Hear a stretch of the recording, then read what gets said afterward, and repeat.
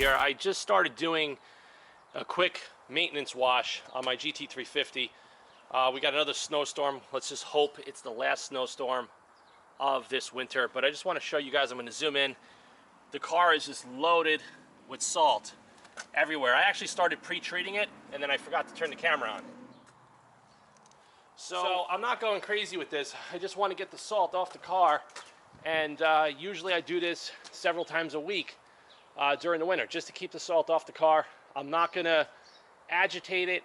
I'm not going to go crazy with the wheels. I'm going to power wash it, but I'm going to pre-treat the paint with the Solo sprayer. And I'm actually just using some Chemical Guys VO7 car wash soap, but you can use whatever. I just wanted to finish up the bottle that I had. Usually it takes 2 treatments to do the entire car. And then I pump it up along the way. So let me strap the camera on and I'll show you guys what I'm talking about. All right, so guys, we got the Solo sprayer, like I just explained, and I'm just gonna hit all the lower salt, just because I wanna start breaking it up, you know, all throughout the car. And the Solo sprayers to do a pre-treat just work great for something like this. And I've been using these for a hell of a long time, and I just like them. It just works, and you're gonna wanna make sure you hit the entire car. But most of the stuff that's built up is usually from this belt line down, and you could get in a little closer if you see any other heavier buildup.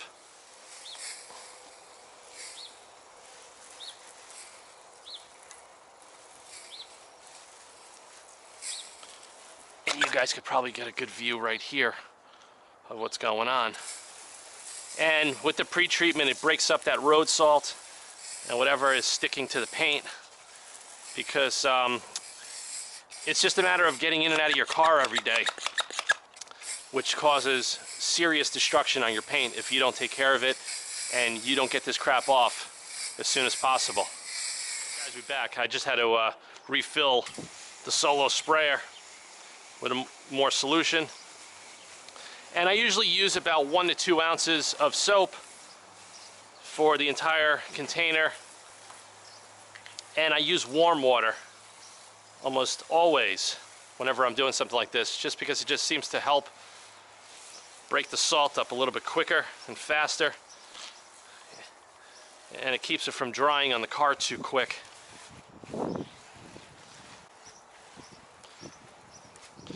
Alright, so now we're going to hit the wheels.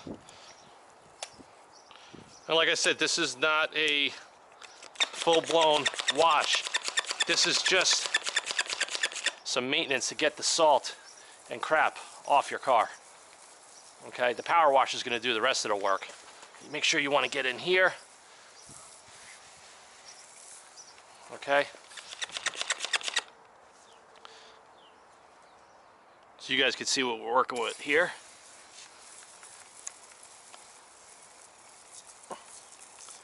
And I really hope that these washes come to an end, because I'm so sick and tired of it. I really am.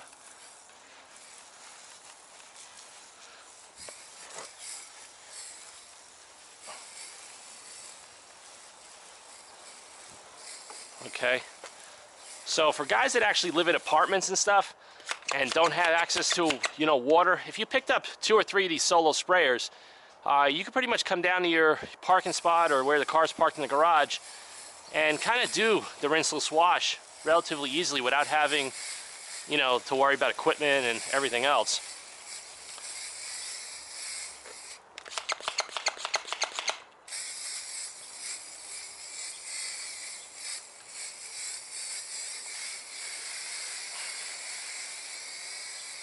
Alright, so we pretty much treated all of the paint, all of the salt.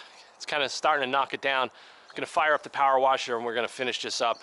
And then I'm just going to get the blower. We're going to blow most of the water out, and then I'm just going to drive the car for the day. I just wanted to get all of the heavy salt from the bottom of the car down, so when I open the trunk, the doors and everything, it's not going to scratch the car. This is just repetitive maintenance for anybody that lives in the snow belt. So stay tuned.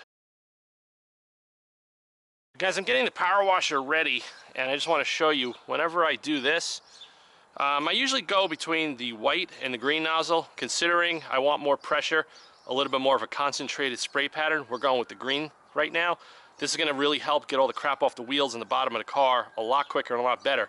I'm going to regulate the power through the Simpson Dollar Wash, which I show you right there.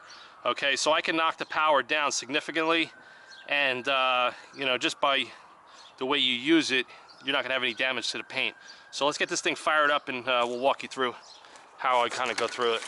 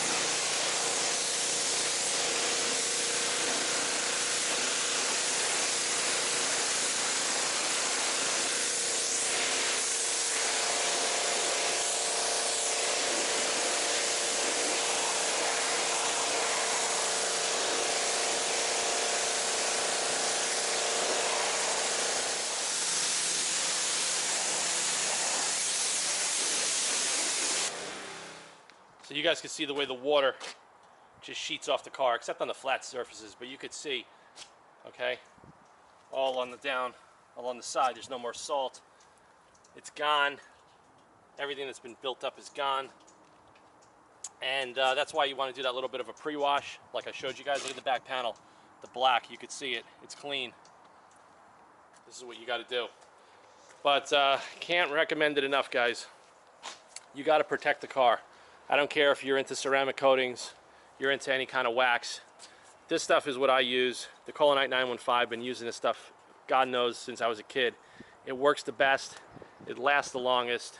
It's not the easiest to go on and off, but if you want to take care of your car where you don't have to go crazy, you know, paint correcting it several times a year, this is what you got to do. Now, the car was never paint corrected. This is, you know, the way I bought the car. I've just been upkeeping it ever since.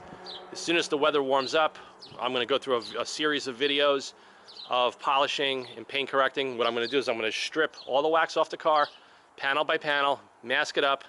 We're going to go through a series of compounds and polishes. Then we're going to reapply the Colanite 915, you know, for the spring. The winter, you know, pretty much kicks the crap out of everybody's car, and I just want to make sure that everything stays fresh and looking good.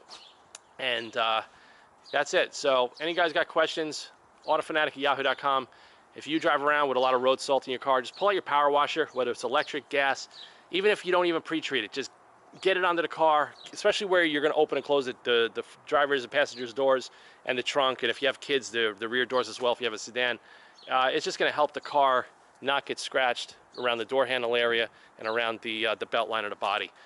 It just makes a lot of sense, and I'm going to grab the Ego blower now. I'm going to blow some of this water off, and all right, guys, we're all done. I pretty much just blew the car down, and I left a little bit of water on it, and then I sprayed the Griot's Garage Best of Show spray wax, and this time around I used the Chemical Guys orange microfiber drying cloth. I didn't use the PFMs because those have to be washed, and just pretty much went around the car, and it's clean.